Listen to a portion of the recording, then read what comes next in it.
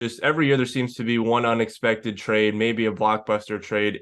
Do you feel like there's one in the works this year, or maybe has that trade happened already? I don't know if there is one in the works. I think that it seems to have cooled off, but the guy that would be the blockbuster for me is Erik Karlsson because I his season is just so phenomenal. And as a hockey fan, I'd love to see him back in the playoffs. And if he stays in San Jose, he's not getting back in the playoffs anytime soon. So I love the fact that the Oilers were at least trying to make that work. Is that still possible? I'd say it's highly unlikely. But I'm holding out hope. I think an Erik Karlsson trade would stun people, even though there's been some buzz. If it actually happened, I think it would blow people's minds. And I think he'd be phenomenal. I think he'd be so reinvigorated and use the momentum that he's had this regular season to just tear it up in the playoffs. I'd love to see that. That would be the one that comes out of left field and rocks trade deadline day if it were to come to fruition.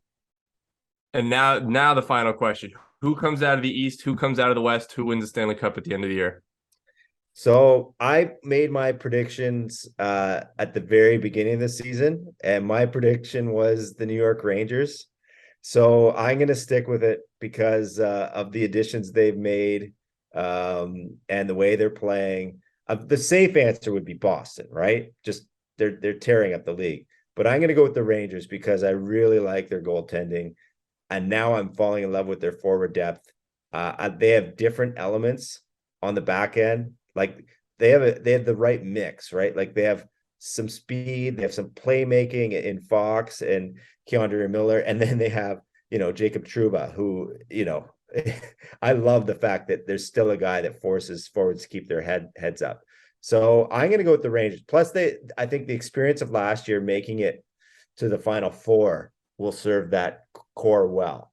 So I'll stick with them as going all the way. And the West, uh, Colorado. I'm not counting them out, but they don't quite look right, and I don't know that a lot of that's due to injuries. And now Cale Makar has a concussion that frightens me if I'm an Avalanche fan. So I'm going to go with the Dallas Stars. Veteran Interesting. team can score now. New life under Pete DeBoer. I go with the Dallas Stars.